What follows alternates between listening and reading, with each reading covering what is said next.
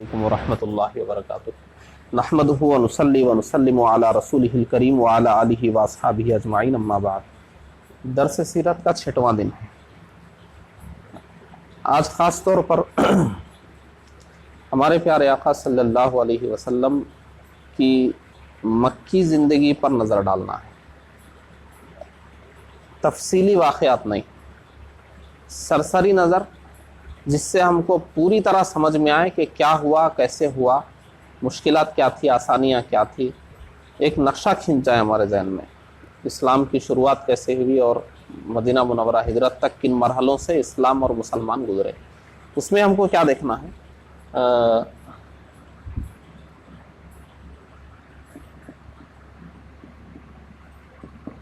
قبل اعلان نبوت، حضور کی اعلان نبوت سے پہلے سے، کیونکہ اسلام کے لیے حضور پہلے سے تیاری فرما رہے ہیں، اعلان نبوت سے بہت پہلے سے تیاری فرما رہے ہیں دعوت اسلام کی، تو اعلان نبوت سے پہلے سے ہم کو دیکھنا پڑے گا کہ اسلام کی شروعات صرف اعلان نبوت سے دیکھیں گے تو نہیں ہوگا، پیچھے سے آنا پڑے گا کہ حضور کہاں سے تیاری فرما رہے ہیں۔ پھر اس کے بعد ہے اعلان نبوت، پھر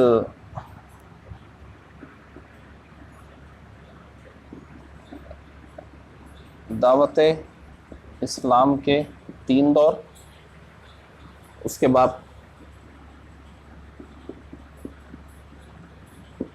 ہجرت حبشہ،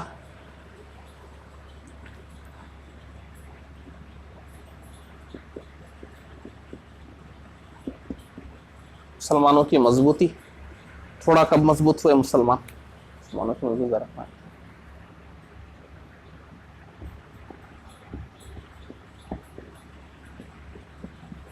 مسلمانوں کا بائیکاٹ، یہ بھی دیکھنا ہے،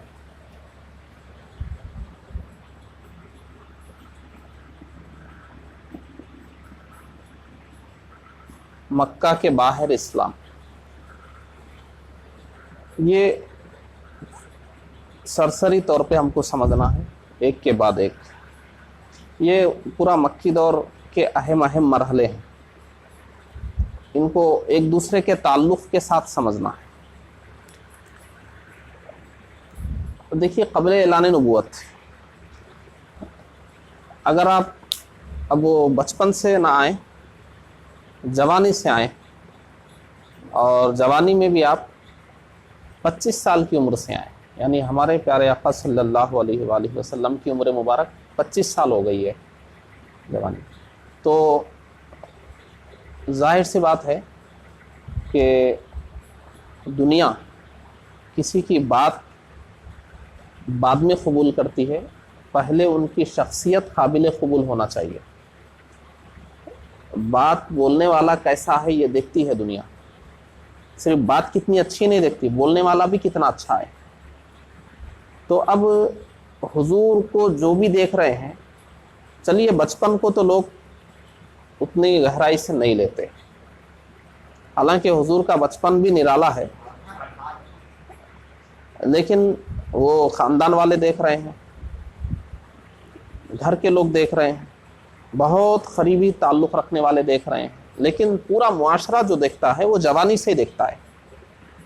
تو اس لیے تو بچپن تو ہے ہی بہت نرالا، لیکن جوانی سے آئیے کہ پورا معاشرہ جب سے دیکھ رہا ہے۔ تو عرب میں کیسے جوانوں کو پرفیکٹ سمجھا جاتا تھا، یعنی جو معاشرے کے اعتبار سے مکمل سمجھے جاتے تھے، ان کو کیا آنا چاہیے۔ تو عرب میں کیا تھا، تجارت کی اہمیت بہت تھی، خاص طور پہ قریش تو تاجر ہی تھے، اس زمانے میں تجارت ہی چلتی تھی قریش کی۔ تو قریش کا کوئی بھی آدمی جب تک وہ تجارت کا تجربہ حاصل نہ کرے، اس کو معزز نہیں سمجھا جاتا، تجارت ہونی چاہیے۔ اور تجارت کے لیے سفر کرنا پڑتا ہے، تو سفر کرنا ہے تو اونٹ، گھوڑے اور خچر پر سوار ہونے، ان کی ضروریات کو سمجھنے، ان کو کیسے ہم لے کے چلنا ہے۔ بھائی سفر کرنے کا مطلب یہ نہیں ہے کہ گھوڑا لے لیے بیٹھ کے ٹک ٹک ٹک ٹک جا ہی رہے ہیں، معلوم ہونا چاہیے نا کتنی دور چلا سکتے ہیں گھوڑے کو، کتنی دور چلانے کے بعد پانی چاہیے، کتنی دور چلانے کے بعد آرام چاہیے، کب اس کو چارہ کھلانا ہے، اور کتنی دور تک ایسے آپ چلائیں گے تو مر جائے گا. بھائی اس کا زندہ رہنا بھی ضروری ہے. اب بیچ کہیں آپ صحرا میں ہیں، گھوڑا مر گیا، آئیں گے کیسے آپ بھی مر جائیں گے. معلوم ہونا چاہیے نا گھوڑے کو. جیسے آج کل گاڑی ہے تو کتنی دیر کے بعد گاڑی کو ذرا ریسٹ دینا پڑے گا، کیا کیا دیکھتے رہنا ہے، وہ سب چیزیں ہیں. تو یہ جانوروں سے متعلق، یعنی سفر کرنا ہے تجارت کے لیے تو یہ گھوڑا، اونٹ، خچر وغیرہ کے تعلق سے پورا تجربہ ہونا چاہیے. گھوڑ سواری جس کو بولتے ہیں، شتر سواری جس کو بولتے ہیں. پھر آپ سفر کر رہے ہیں تو ظاہر سی بات ہے کہیں آپ کو کسی سے لڑنا بھی پڑ سکتا ہے. کوئی 4 آدمی آ گئے آپ کو گھیر لیے تو تلوار چلانا بھی آنا چاہیے. اس کو شمشیر زنی بولتے ہیں. نیزہ بازی آنا چاہیے، تیر اندازی آنا چاہیے، پہلوانی آنا چاہیے. تو یہ سب بھی آنا ضروری تھا. تو حضور کی جوانی پر آپ غور کریں. جوانی تو بہت بعد میں، جوانی سے بھی پہلے حضور اپنے چچا کے ساتھ ایک سفر فرما چکے تھے،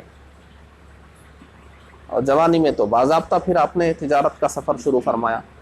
تو 25 سال کی جب عمر حضور کی ہو چکی تھی، تجارت میں بھی مکمل تجربہ، یعنی دنیا جو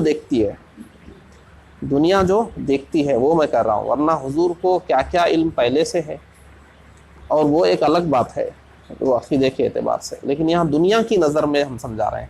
25 سال کی عمر میں تجارت کا تجربہ دنیا کی نظر میں حضور کو آ چکا تھا. گھوڑ سواری آ چکی تھی، شمشیر زنی آ چکی تھی، پہلوانی آ چکی تھی. ساری چیزیں یہ ہو چکی تھی جو عرب میں معیار تھا.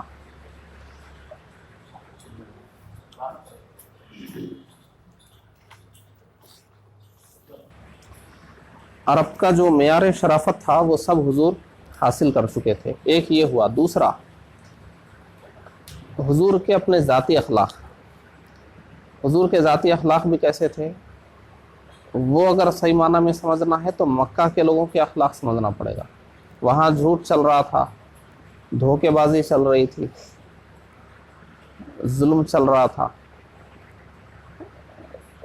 اب گنائیں گے تو بہت لمبے ہوں گے. ایک خراب معاشرے میں کیا کیا ہو سکتا ہے وہ سب تھا وہاں پہ. ایک خراب معاشرے میں سوچ میں جو گندگی ہو سکتی تھی وہ سب تھی. دل کے صفات میں جو گندگی ہو سکتی تھی وہ سب تھی. زبان سے جو برائیاں ہو سکتی تھی وہ سب تھی. گھریلو اعتبار سے جو برائیاں ہوتی ہیں، محلے کے اعتبار سے، سماج کے اعتبار سب تھی وہ. مگر ان برائیوں میں بھی حضور کا کردار کیسا تھا؟ حضور ہمیشہ سچ بولتے تھے، امانت کی حفاظت فرماتے تھے، دیانت داری سے کام لیتے تھے، لوگوں کے ساتھ ہمدردی فرماتے تھے، ان کی تکلیفیں برداشت کرتے تھے، لوگوں کی، غریبوں کی خبر لیتے تھے، خاندان والوں سے صلہ رحمی فرماتے تھے، یعنی رشتہ جوڑ کر چلتے تھے. ایک معاشرے میں اچھے سے اچھے کام جو بھی ہو سکتے ہیں وہ سب حضور کرتے تھے. آپ ایک بہترین معاشرہ سوچئے کہ اگر ہر آدمی ایسا ہو جائے تو معاشرہ اچھا ہو جائے گا. تو وہ جو بھی چیزیں ہوں گی وہ سب حضور میں تھی اس وقت. تو ایک مشہور تھی اس وقت بات کہ حضور کے نام سے تو لوگ نہیں جانتے تھے، مگر صادق یعنی سچے. اور حضور کے نام سے بعض لوگ نہیں جانے، لیکن امین یعنی امانت دار. یعنی نام رہ گیا، صادق و امین کہہ رہے ہیں. سچے آدمی کا ادھر سے گزر ہوا مطلب حضور کا گزر ہوا، ایسا لوگ سمجھتے تھے. امانت دار آدمی کا گزر ہوا مطلب حضور کا گزر ہوا. کمزوروں کی مدد کرنے والا آیا تھا یعنی حضور آئے تھے. رشتہ داروں کا خیال رکھنے والا آیا تھا مطلب حضور آئے تھے. تو جو بھی اچھی صفات تھی وہ حضور کا ایک طرح سے لقب ہو گیا تھا مکہ مکرمہ میں. تو حضور نے اعلان نبوت سے پہلے جوانی سے ہی اپنی خوبیوں کا زمانے کو معترف بنا لیا تھا. معاشرہ جس حساب سے بھی کسی کو پرفیکٹ سمجھتا ہے وہ سب چیزیں حضور کی ذات میں اس وقت موجود تھیں، اور لوگ حضور کو ایک مکمل انسان کی شکل میں دیکھ رہے تھے. ایسے ہی 40 سال کی عمر تک حضور آ گئے. اب اس کے بعد یہ تو قبل اعلان نبوت ہو گیا کہ اعلان نبوت سے پہلے حضور اپنی شخصیت منوا چکے تھے. بات منوانا ہے تو پہلے شخصیت منوانا ہے، کیونکہ لوگ یہی دیکھتے ہیں بولنے والا کیسا ہے. تو حضور شخصیت اپنی منوا چکے، اپنا کردار منوا چکے.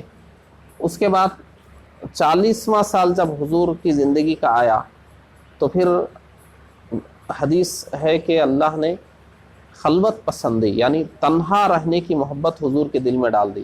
تو حضور پھر غار حرا تشریف لے جانے لگے، وہاں کائنات میں غور و فکر کرنے لگے، اللہ کی نشانیوں میں غور و فکر کرنے لگے، اللہ کی جانب لو لگانے لگے. پھر وہاں پر پہلی وحی نازل ہوئی. پھر اس کے بعد حضور جب مکہ مکرمہ میں آئے غار حرا سے، تو اب کیا معاملہ تھا؟ حضور کو اب من جانب اللہ یہ حکم ہو چکا تھا کہ دنیا میں آنے کا جو مقصد ہے اسلام کو پوری دنیا میں پھیلانا. اب اس کا آغاز تھا. لیکن کیا حضور پہلے دن پوری دنیا کو دعوت دے دیے تھے؟ اسلام پوری دنیا کے لیے آئے تھے تو پوری دنیا کو یا پورے عرب کو؟ ایسا نہیں ہے، تدریجاً ہوا سب کچھ. اب یہیں سے دیکھنا ہے کہ اسلام کے فیور میں تو حالات نہیں تھے عرب میں، بلکہ پوری دنیا میں نہیں تھے. تو حضور نے کس طریقے سے اسلام کی دعوت کے لیے آغاز فرمایا؟ تو وہ ہے دعوت اسلام کے 3 دور. پہلا دور، دوسرا دور، تیسرا دور. پہلے دور میں کیا کیا حضور نے؟ اب دیکھیے، حضور نے آتے ہی پورے لوگوں کو اعلان نہیں کر دیا اللہ نے مجھے نبی بنایا ہے مسلمان ہو جاؤ، بتوں کو چھوڑ دو، یہ چھوڑ دو، وہ چھوڑ دو، یہ سب نہیں. حضور نے کیا کیا؟ ظاہر سی بات ہے، حضور جب اچھے تھے تو اعلان نبوت سے پہلے حضور کے جو دوست احباب تھے وہ بھی اچھے ہی ہوں گے. اچھا آدمی اچھے ہی آدمیوں سے دوستی کرتا ہے. تو حضور چونکہ اچھے تھے تو اچھے آدمی سے اچھے لوگ خود بخود قریب ہو جاتے ہیں. اس لیے مکہ میں جو اچھے لوگ تھے وہ سب پہلے سے حضور سے قریب تھے کہ بھئی یہ اچھے ہیں، ان کے ساتھ رہنا چاہیے. تو ایسے جتنے اچھے لوگ تھے تو حضور نے کیا کیا؟ شروع میں 3 سال تک ایسے اچھے لوگوں کو کوئی وہاں جاتے ہوئے ملے تو وہیں ان کو اکیلے میں حضور نے اسلام کی دعوت دے دی. کسی کے گھر گئے اکیلے میں انہیں دعوت دے دی. کہیں کوئی مل گئے تو حضور نے علل اعلان دعوت نہیں دی اسلام کی، کیونکہ علل اعلان دعوت ہوگی ایک ہنگامہ کھڑا ہو جائے گا، اور جو قبول کرنے والا ہوگا وہ بھی ہنگامے کو دیکھ کے ڈر جائے گا. لیکن ان کو الگ لے جا کر سمجھایا جائے، ان کو الگ لے جا کر سمجھایا جائے، یہ لوگ قبول کر لیں گے. سب کے ساتھ ملا کر بول دیں گے تو ہنگامے سے ڈر کے یہ لوگ خاموش ہو جائیں گے. تو حضور نے کیا کیا؟ اچھے لوگ جو فطرتاً اچھے تھے، مکہ مکرمہ میں نیک تھے، شریف تھے، مکہ کے برے معاشرے سے بیزار تھے، عقل مند تھے، حکمت و دانائی تھی ان کے اندر، ایسے لوگوں کو حضور نے اسلام کی پاکیزہ تعلیمات اکیلے میں ان کو سمجھائی. تو آپ تو جانتے ہیں سب سے پہلے ابو بکر صدیق رضی اللہ عنہ مسلمان ہوئے، حضور کے دوست احباب میں سے تھے. پھر ابو بکر صدیق رضی اللہ عنہ اپنے جاننے والے جو اچھے مزاج تھے ان کو لے کر آئے. تو اس طرح خاموش انداز میں اندر ہی اندر مکہ میں لوگ مسلمان ہو رہے. کسی کو معلوم نہیں تھا یہ مسلمان ہونے والے ہی جانتے تھے، دوسرے نہیں جانتے تھے. تو ایسے ہی 3 سال تک چلا. اور بیٹھک کہاں ہوتی تھی؟ ایک صحابی رسول تھے حضرت ارقم رضی اللہ عنہ، ان کے گھر میں بیٹھک ہوتی تھی حضور مسلمان ہونے والوں کے ساتھ. اگلے دن کا پھر جو بھی منصوبہ تھا بنتا تھا، کس کو دعوت دینا ہے، کیسے دعوت دینا ہے، کیا ہے میرا. تو 3 سال تک ایسے ہی خفیہ انداز میں اچھے لوگ جتنے تھے سب کو جمع کر لیا گیا. اب دیکھیے اب کچھ لوگ جمع ہو گئے تو اب کیا ہوگا؟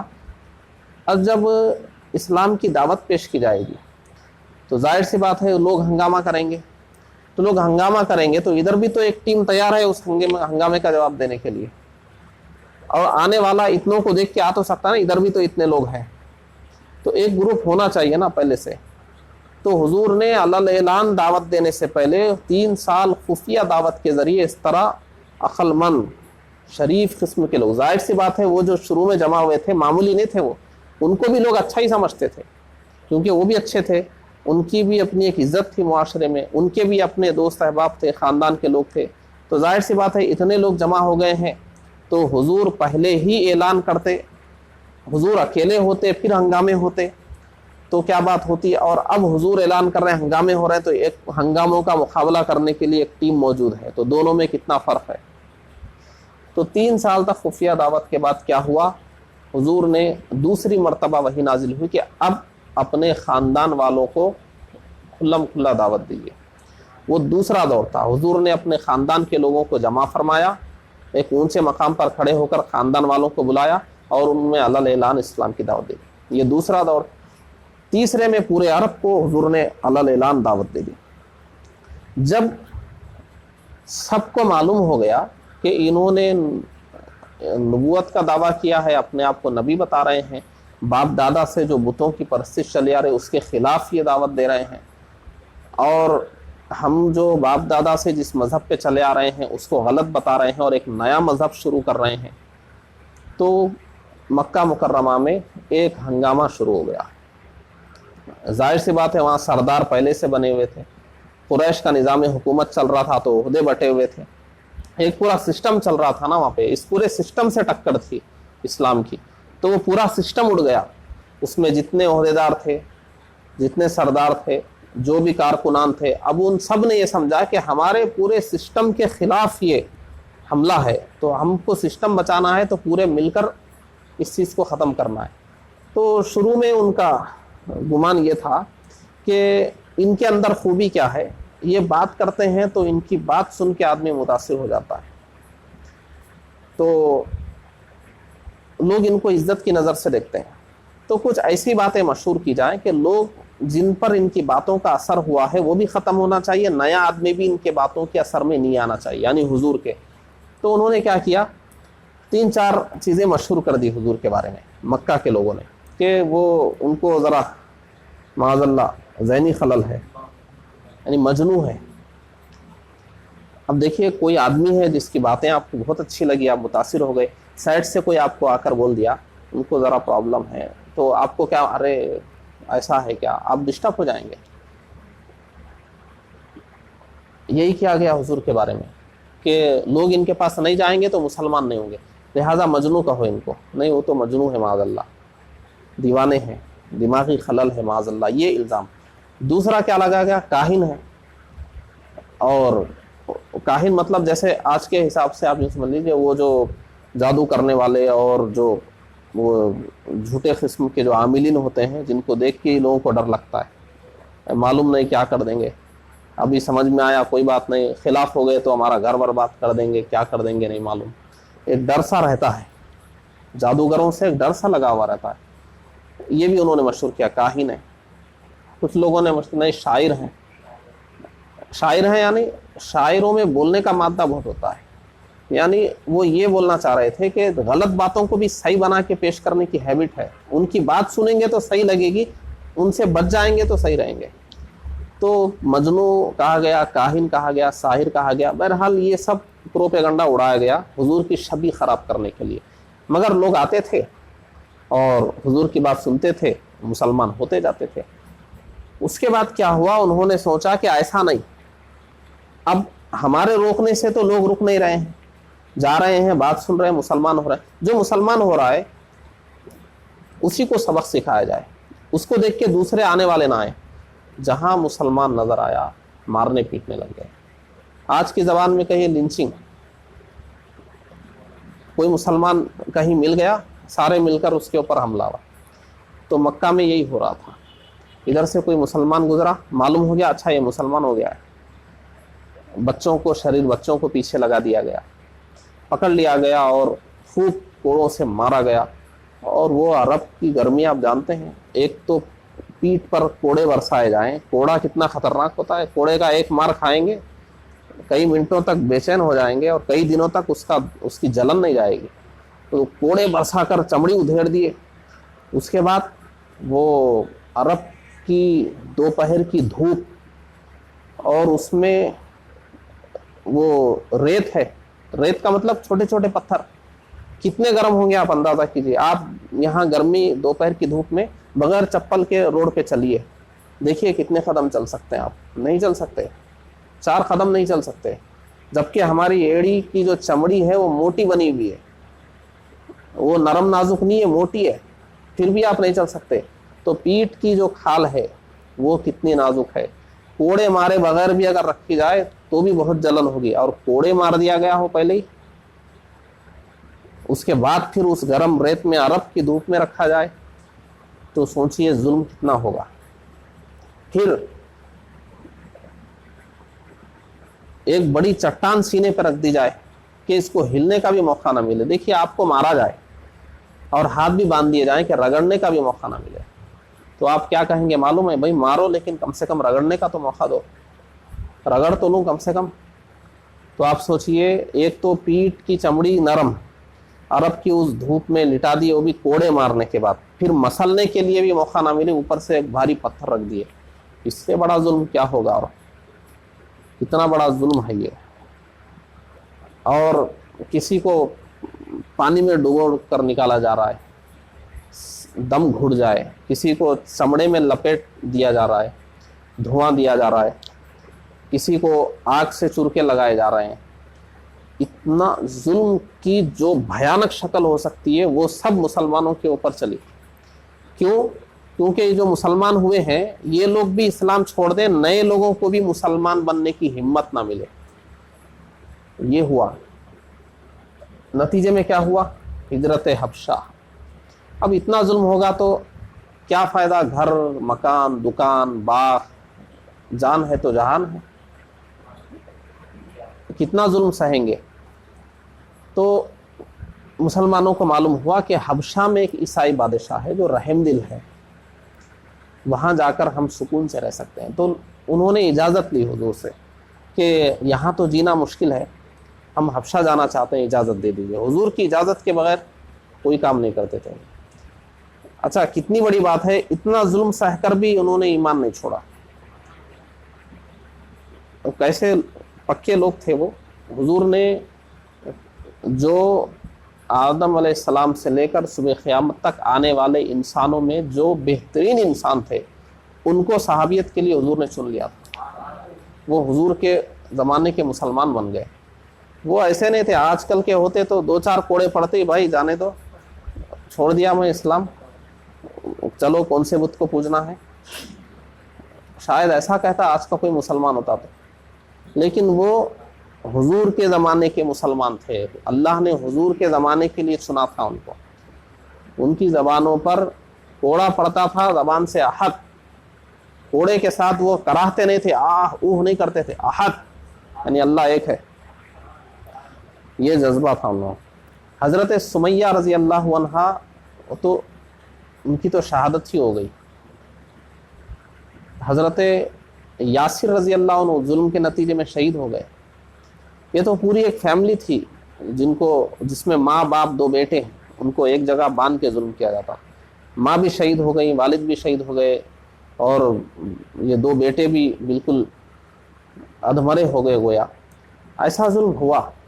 फिर हबशा की तरफ वो लोग के चलो अब हबशा जाकर वहाँ जिंदगी गुजारेंगे। तो पहले थोड़े लोग गए, 15 से भी कम लोग गए। वहाँ जाने के बाद उन्होंने देखा कि हाँ यहाँ तो बहुत अच्छा है। अच्छा, इनके जाने के बाद क्या हुआ? इनके जाने के बाद जब ये हबशा जाके सुकून से रहने लगे तो वहाँ पर एक झूठी खबर भेजी गई कि अरे आप लोग वापस आ जाओ, वहाँ तो सब मुसलमान हो गए, सबको समझ में आ गया इस्लाम अच्छा है। वो लोग वापस आ गए। आने के बाद उन्होंने देखा कि तो पहले से ज़्यादा जुल्म हो रहा है, लेकिन फ़ायदा ये हुआ कि मुसलमानों को उन्होंने प्रैक्टिकली बता दिया ना वहाँ कितना आराम है, तो बाकी लोगों को भी जाने की आरज़ू हो गई कि अच्छा है चलो उधर ही चलते हैं। तो करीब 100 लोग गए। फिर उसमें 80 से ज़्यादा सहाबा इकराम थे और करीब 20 के करीब सहाबियात थी। तो इतना बड़ा ग्रुप फिर हबशा गया। तो हिजरत हबशा हुई तो इन्होंने सोचा कि हम यहाँ जुल्म कर रहे हैं मुसलमानों पे ताकि वो भी इस्लाम से पलटें और बाहर के लोग दूसरे भी मुसलमान होने की हिम्मत ना करें। अब ये हबशा जाके सुकून से रहेंगे तो हमारी तो हार हो जाएगी। तो फिर उन्होंने एक वफ्द हबशा को भेजा, वहाँ जाओ जाके वो लोगों को, हबशा के बादशाह को बोलो उनको भगा दे वहाँ से। तो गए लोग हबशा के बादशाह के दरबार में, सबको बुलाया गया। اور بادشاہ نے پھر پوچھا کیا ہوا، تو ان لوگوں نے کہا کہ ہم ایسی ایسی برائیوں میں پڑے ہوئے تھے، ہم یہ برائی کرتے تھے، یہ برائی کرتے تھے، اللہ نے ہمارے درمیان ایک بہترین شخص کو بھیجا، انہوں نے، وہ اللہ کے نبی ہیں، انہوں نے ہم کو برائیوں سے نکالا، وغیرہ وغیرہ وغیرہ۔ تو بادشاہ بہت رحم دل تو تھا ہی، وہ ان کو اثر ہو گیا ان کی باتوں کا، متاثر ہو گئے۔ انہوں نے کہا بھائی اتنے اچھے لوگ ہیں، ان کو تو رہنا ہی چاہیے ہمارے ملک میں۔ تو کفار مکہ سے تم لوگ جاؤ، تمہارے تحفے بھی لے لو، جاؤ، یہ لوگ یہیں رہیں گے آرام سے۔ تو پھر انہوں نے کیا چال چلی، وہ عیسائی بادشاہ تھا، یہ ہم سے ان کا معاملہ گڑبڑ نہیں، ہمارے بتوں کو برا نہیں بولتے، عیسیٰ علیہ السلام کے بارے میں بھی عجیب باتیں کرتے ہیں لوگ۔ تو بادشاہ اچھا کیا بولتے ہیں تم لوگ عیسیٰ علیہ السلام کے بارے میں؟ تو انہوں نے قرآن کی آیتیں سنا دی، اس میں حضرت مریم کی پاکیزگی بیان ہوئی، عیسیٰ علیہ السلام نے جو بچپن میں بات کی، اپنی نبوت کا اعلان فرمایا، اپنی ماں کی پاکیزگی بیان فرمائی، وہ سب آیتیں جب اس بادشاہ نے سنی تو اور بھی عقیدت بڑھ گئی۔ تو انہوں نے کہا کہ تم جس کتاب کی بات کر رہے ہو یا جس مذہب کی بات کر رہے ہو، وہ اور ہمارا مذہب تو ایک ہی درخت کی دو شاخیں ہیں، ہم تم کوئی الگ نہیں ہے، ہماری تعلیمات تو ملتی جلتی ہے، نہیں اب رہو۔ ان کو پھر بھگا دیا ہوں، جاؤ تم لوگ، یہ لوگ حبشہ میں رہیں گے۔ اس کے بعد یہ لوگ ادھر تو ایسی ناکامی ہو گئی کفار مکہ کی۔ پھر مکہ میں کیا ہوا، اب یہ لوگ تو حبشہ چلے گئے تھے، اب مکہ میں کیا ہوا، مسلمانوں کو تھوڑی مضبوطی ملی۔ ایک طرف تو حبشہ جانے کا ٹھکانہ مل گیا، مسلمانوں کو مضبوطی کیا ملی، مکہ میں جو بھی مسلمان ہو رہے تھے وہ یا تو کمزور تھے یا شریف لوگ تھے۔ جو خطرناک قسم کے لوگ تھے وہ کوئی مسلمان نہیں ہوئے تھے ابھی، جن کی ایک ہیبت تھی مکہ میں۔ تو ایسی دو خطرناک شخصیتیں مسلمان ہو گئی، وہ حضرت حمزہ رضی اللہ عنہ، حضرت عمر فاروق رضی اللہ عنہ۔ یہ دونوں لوگ، یہ ہجرت حبشہ کے بعد، یہ 5 ہجری میں ہوا ہجرت حبشہ، 6 ہجری میں یہ دونوں جیسے ہی مسلمان ہوئے، مسلمانوں کو تھوڑی مضبوطی مل گئی۔ کیا مضبوطی ملی، اب تک تو مسلمان چھپ کر دار ارقم میں بیٹھ رہے تھے نا، وہیں عبادت ہو رہی تھی۔ حضرت عمر فاروق رضی اللہ عنہ نے کیا کہا، ہم جب حق پر ہیں تو یہ چھپ کے کیوں، حلال اعلان کریں گے، چلیے کعبے کے سین میں چلتے ہیں۔ تو وہاں سے مسلمان 2 صفوں میں نکلے، ایک کے سامنے عمر فاروق رضی اللہ عنہ، ایک کے سامنے امیر حمزہ رضی اللہ عنہ، اور ان 2 صفوں کی قیادت حضور فرما رہے ہیں۔ اور مشرکین مکہ دیکھ رہے ہیں، حمزہ جیسے آدمی مسلمان ہو گئے، عمر جیسے آدمی، اب کیا ایک نیا ان کے لیے ہو گیا نا، ارے اب پھر سوچنا پڑے گا اب کیا کرنا ہے۔ ادھر حبشہ میں پناہ مل گئی، یہاں یہ دونوں لوگ ہو گئے پریشان ہو گئے۔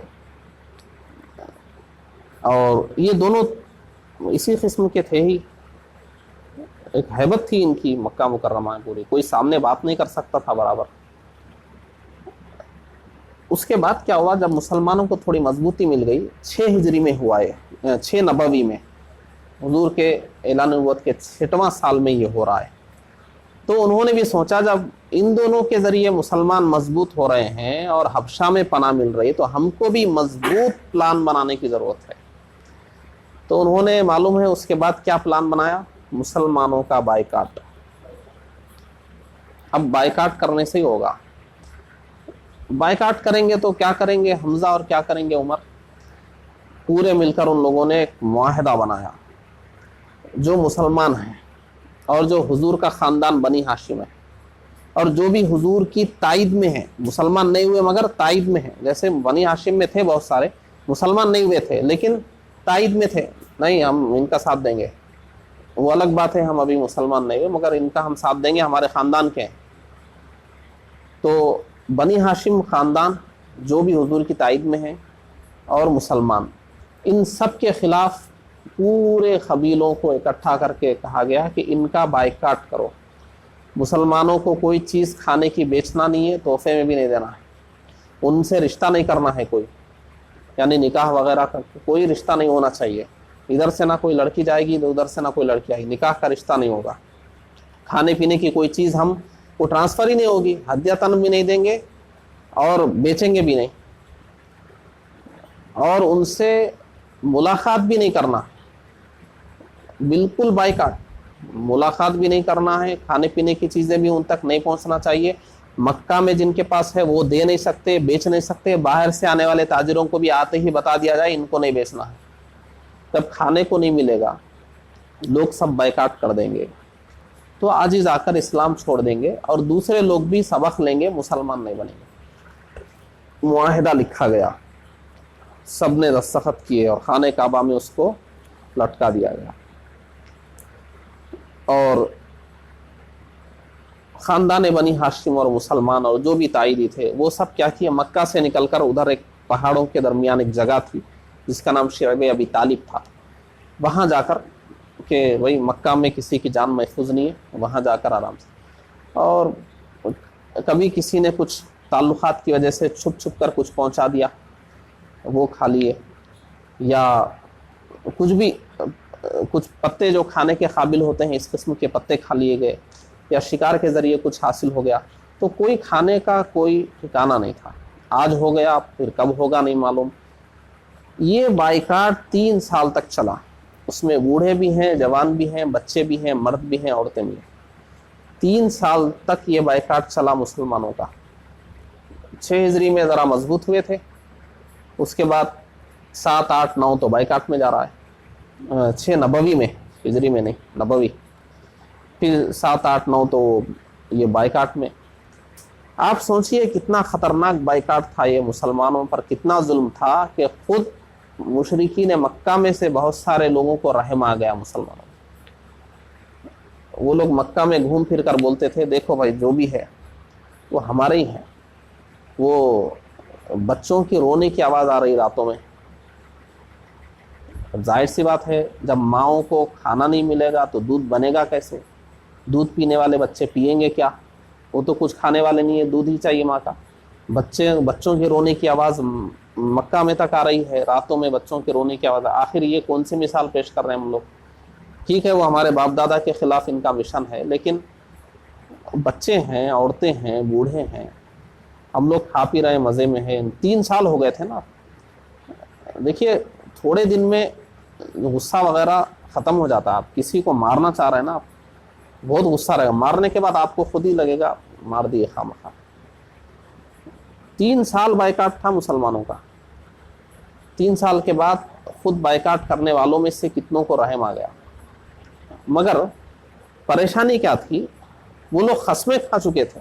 जब मुआहिदा लिख रहे थे ना, खस्में उठाए हुए थे कि जब तक ये लोग अब बाज नहीं आएंगे हम ये मुआहिदा ख़त्म नहीं करेंगे। और वो लिखा हुआ था, खाने काबा में था, वो अकीदत का मामला भी था उनका कि अब ये हम लिख के कसम खा के मजबूर हैं। लिखा हुआ है ना, मतलब अभी निकाल के लाएंगे, कोई पढ़ देगा तो क्या होगा। ये बातें जब हो रही थी तो हुजूर के चचा वहाँ थे, तो उन्होंने कहा कि वो जो लिख कर रखे थे, मेरे भतीजे कहते हैं कि उसको कीड़ों ने खा लिया है, वो है ही नहीं। जाकर देख लो उनकी बात सच्ची है या झूठी है। जाकर देखा गया तो मुआहिदा था ही नहीं, सब वो कीड़े खा चुके थे। जहाँ अल्लाह का नाम था वो हिस्सा बाकी था। अब वो लिखा हुआ मुआहिदा ही जब नहीं रहा तो अब क्या, चलो बाइकाट ख़त्म करने की बात हो गई। तो उसके बाद क्या हुआ, ये बाइकाट ख़त्म हो गया। 10 साल हो गए, 10 साल हो गए ना, 3 साल बाइकाट हुआ, 9 साल हो गए ना। तो अब ये मुसलमानों का बाइकाट ऐसा हुआ। मगर देखिए, मुसलमानों ने हिम्मत नहीं हारी, बराबर इस्लाम पर कायम रहे। उसके बाद मक्का के बाहर इस्लाम। अब देखिए क्या हुआ बाइकाट के बाद। अब ये बाइकाट करके 3 साल जुल्म करके थोड़ा थक गए थे मुशरिकीन, चलो ज़रा नॉर्मल लाइफ जी रहे थे, चलो ज़रा। लोग हज को आते थे ना, पूरे अरब से आते थे। हज तो जब भी हो रहा था, पिछले दर्स में बताया, तो मदीना मुनव्वरा की भी लोग आते थे। और ये जितने अंसार साहबा हैं तो कबीले औस और खजरज के, वो लोग भी आते थे। तो हुजूर हज के दिनों में बाहर से आने वालों को किसी जगह ले जाकर इस्लाम की दावत देते थे। तो 10 नबवी में क्या हुआ, मदीना मुनव्वरा के 6 लोगों को हुजूर ने इस्लाम पेश किया। और 6 लोगों को समझ में आ गया, उन्होंने इस्लाम को चले गए ना, हो गया। दूसरे साल यानी 11 में اب وہ 6 گئے تو خاموش بیٹھیں گے کیا؟ کسی کو تو پھر تیار کر کے لائیں گے نا. دیکھیے ان کو مرید بنا دو, یہ 2-4 کو اور لے کے آئیں گے, چلو مرید بنو. یہ مسلمان ہوئے اور 2-4 کو لائیں گے, چلو تم لوگ بھی مسلمان بنو. بہرحال دوسرے سال 12 لوگ بن گئے. اور اب یہ 6 گئے تھے, ان کی دعوت تھی وہاں, پھر یہ 12 کی بھی. پھر جب اگلا سال آیا 12 نبوی میں, تو اس وقت تو کیا تعداد ہے, میں سمجھتا ہوں شاید 70-80 لوگ, کافی بڑی تعداد میں اس وقت مدینے کے لوگ وہاں. تو اس کو بیعت عقبہ اولیٰ اور ثانیہ کہتے ہیں. اب یہ جب یہ جو 70-80 لوگ جتنے بھی, تعداد میرے ذہن میں نہیں ہے, یہ جو ایک بڑا گروپ تیسرے سال مسلمان ہو گیا, ان لوگوں نے حضور سے کہا کہ یہاں تو ظلم ہو رہا ہے, ابھی تو بائیکاٹ ہوا تھا, ظلم ہو ہی رہا ہے, ابھی بھی ظلم ہو رہا ہے, آپ لوگ مدینہ منورہ آ جائیں, ہم آپ لوگوں کی حفاظت کریں گے. اب ہم آپ لوگوں کی کیا, وہ خود مسلمان ہو چکے تھے تو اپنے ہو گئے تھے, آپ مدینہ منورہ تشریف لائیں گے. اور یہ آپ ہم کس لحاظ سے, یہ مکہ والے تھے, وہ مدینے والے تھے, اس لحاظ سے مذہب تو ایک ہی ہو گیا تھا. تو مدینہ منورہ تشریف لائیں گے تو ہم پوری حفاظت کریں گے. اب مشرکین کو معلوم ہو گیا کہ اتنا بڑا گروپ مسلمان ہو گیا ہے, ان کو پکڑنے کی وہ لوگ تیاری کر رہے تھے. وہ جب تک وہ سب ہوتا وہ لوگ مدینہ چلے گئے. لیکن ان لوگوں کو اندازہ ہو گیا تھا کہ مدینے کا اتنا بڑا گروپ مسلمان ہو گیا, یعنی یہ اب مکہ میں ہی نہیں مدینے میں بھی مضبوط ہو رہے ہیں, وہاں بھی ان کے جانثار پیدا ہو رہے ہیں. اور وہ لوگ دعوت بھی دے کر چلے گئے تھے نا. تو حضور نے مسلمانوں کو بھی, صحابہ اور صحابیات کو بھی اجازت دے دی تھی, جس کو جب جب موقع ملے مدینہ چلے جائیں. تو صحابہ کرام صاحب جس کو جیسا موقع ملا وہ جانا. تو اب یہ مشرکین کیا کرتے تھے, مکہ کے باہر کے راستوں پر بیٹھ جاتے تھے. کوئی جا رہا ہے نا, پکڑ کے پھر مکہ میں لا کے نہیں جانے نہیں دینا, ان کو یہیں رکھو, ظلم کرو, مدینہ جانے مت دو. اسی لیے آپ نے سنا ہوگا عمر فاروق رضی اللہ عنہ جب جا رہے تھے مدینہ, تو آئے تھے خانہ کعبہ کے پاس, اور وہ سرداروں سے انہوں نے کہا تھا میں جا رہا ہوں, جو بھی اپنی بیوی کو بیوہ کرنا چاہتا ادھر آ جائے, راستہ روکنے. مکے کے باہر انتظار کیا عمر فاروق, شاید کوئی آ کے روکا تو پھر مقابلہ کیا, کوئی نہیں آئے. آپ کے ساتھ جو لوگ نہیں جا پا رہے تھے نا, وہ بھی ساتھ میں آیا, سب لوگ اب عمر جا رہے ہیں, ہم لوگ بھی چلیں گے ساتھ میں. تو وہ لوگ بھی, کمزور قسم کے لوگ بھی ساتھ میں چلے گئے. مکہ کے لوگوں نے سوچا کہ یہ کیا ہو رہا ہے, ایسا ہی ہوا اگر تو ایک تو مکہ میں ہم لوگ سنبھال نہیں پا رہے ہیں, مدینے میں ان کا اگر جمگٹھا بن گیا تو پھر کیا ہوگا, وہ تو یہ تو ہمارا شاعر ہے, وہاں ہم جا کے کیا کر سکیں گے. تو انہوں نے سوچا کہ کچھ مضبوط پلان کی اب پھر ایک بار ضرورت ہے کہ فیصلہ کن کچھ کیا جائے. دار الندوہ میں پورے جمع ہوں, دار الندوہ میں پورے جمع ہوئے, فیصلہ کن انداز میں میٹنگ ہوئی کہ آر پار کچھ کرنا ہی ہے, حد ہو گئی. تو قرآن مجید میں آیتیں ہیں کہ ایک کافر نے کہا کہ ان کو قید کر دیا جائے, عمر قید کر دیں, بس اب قید رہیں گے تو کسی سے ملیں گے نہیں, اسلام پڑے گا. تو پھر اس کو رد کر دیا گیا, نہیں قید کریں گے تو چھڑا لیں گے, اتنے لوگ ہو گئے ہیں, چھڑانے کی کوشش کریں گے, چھڑا لیں گے. تو پھر ایک نے کہا کہ نہیں ان کو مکہ سے نکال دیتے ہیں. ارے بھائی وہی تو پریشانی ہے, جہاں گئے وہاں لوگ ان کے ساتھ ہوں گے تو باہر سے مضبوط طاقت بن کے آئیں گے, مدینے میں جگہ بن رہی تو یہ ہم پریشان ہیں, یہ تو کوئی رائے نہیں ہے. اس کے بعد رائے سوجھی ابو جہل کو, اس امت کا فرعون تھا نا وہ بھی. ابو جہل نے کہا دیکھو سیدھی رائے یہی ہے کہ ان کو قتل کر دیا جائے معاذ اللہ. تو بات ہوئی کہ قتل کریں گے تو بنی ہاشم انتقام لیں گے, ان کا خاندان بھی بڑا خاندان ہے, چھوڑیں گے کیا, انتقام لیں گے. کون قتل کرے گا, آپ کریں گے, آپ کے پورے قبیلے سے جنگ کریں گے وہ لوگ, آپ کریں گے, آپ کے پورے قبیلے سے جنگ کریں. ابو جہل نے کہا نہیں, ایسا کرو ہر قبیلے سے ایک ایک جوان کو لو, پورے مل کے ایک ساتھ قتل کرو. اب بنی ہاشم اتنے قبیلوں سے تو لڑ نہیں سکتے, ایک قبیلہ کتنے قبیلوں سے, درجنوں. آخر میں کیا ہوگا؟ دیت لے کے معاملہ ختم ہو جائے گا۔ دیت کیا ہے؟ اس وقت قتل کے بدلے قتل کرتے تھے، کسی طرح قتل نہ ہو پا رہا ہو تو عزت بچانے کے لیے آخری میں کچھ پیسے لے لیتے تھے، دیت، یعنی عزت رہ جائے گی، مطلب چھوڑے نہیں، مال ہی صحیح مگر لیے، تو آخری وہی تھا۔ تو وہ لوگ بنی ہاشم دیت لینے پہ راضی ہو جائیں گے، جتنی پوچھیں گے دے دیں گے، جو پوچھیں گے دے دیں گے۔ یہ ہو رہا تھا۔ اللہ تبارک و تعالیٰ نے قرآن مجید میں فرمایا یہ مشرکین اپنی سی چال چل رہے تھے اور اللہ تبارک و تعالیٰ خفیہ تدبیر فرما رہا تھا۔ اللہ تبارک و تعالیٰ نے آیت کریمہ نازل فرما دی کہ پیارے حبیب ہجرت فرمائیں۔ تو جب تک حضور نکلتے ہجرت کے لیے، حضور کے کاشان مبارک کو ان جوانوں نے گھیر لیا تھا کہ بس اندر جانا ہے۔ حضور باہر تشریف لائے، آپ نے مٹی لی تو حضور ان کو نظر نہیں آئے، ان کے سامنے سے حضور نکل گئے۔ اندر حضرت علی مرتضیٰ رضی اللہ عنہ، حضور تو چلے گئے۔ کسی نے آ کر کہا کہ ارے وہ تو چلے گئے، تم لوگ یہاں کیا کر رہے ہیں؟ ارے کب چلے گئے؟ اندر گئے وہ لوگ تو وہاں تو حضرت علی تھے۔ بہرحال ان کا ٹارگٹ تو حضور تھے نا، وہ موقع ایسا تھا، ہو سکتا تھا حضرت علی یعنی جو بھی ملے ان کو مار دیں۔ حضرت علی رضی اللہ عنہ جو حضور کے بستر پر آرام فرما رہے تھے، وہ بھی اپنی جان کو خطرے میں ڈال چکے تھے۔ کیوں؟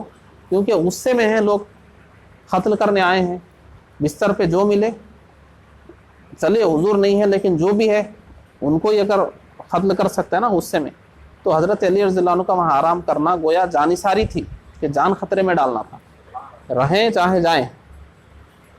ہاں یہ ہوا کہ وہ لوگ اتنی جلدی میں تھے یا پھر ان کا ٹارگٹ، چونکہ ان کے اصل پلان پہ جب نظر ہو اور وہ ابھی ہو سکتا ہو تو وہ جلدی جلدی پھر واپس پلٹے۔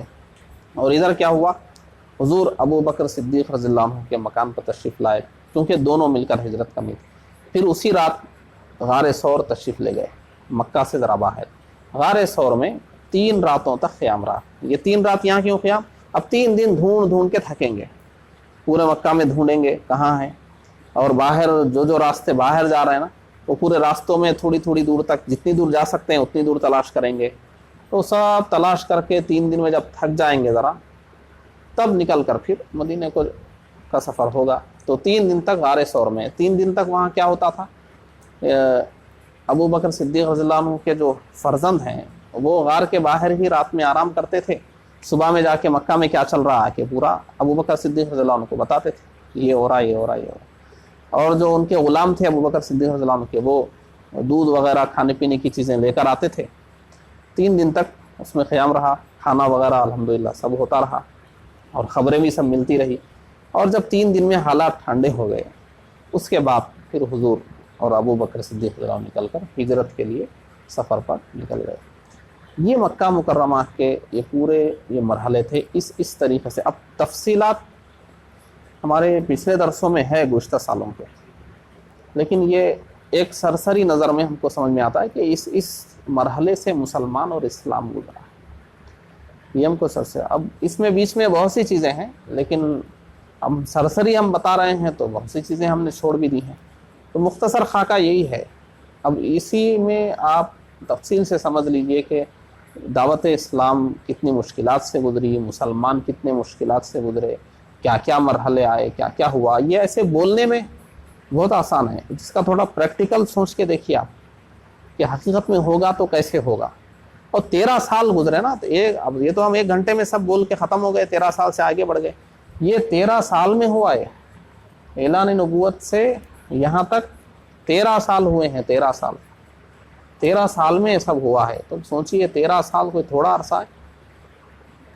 تو 13 سال تک مسلمان ظلم سہتے رہے، اور اس کے بعد پھر کسی طرح مدینہ منورہ جانے میں سارے کامیاب ہو گئے۔ اب مدنی دور آئندہ درس میں۔ وآخر دعوانا الحمدللہ۔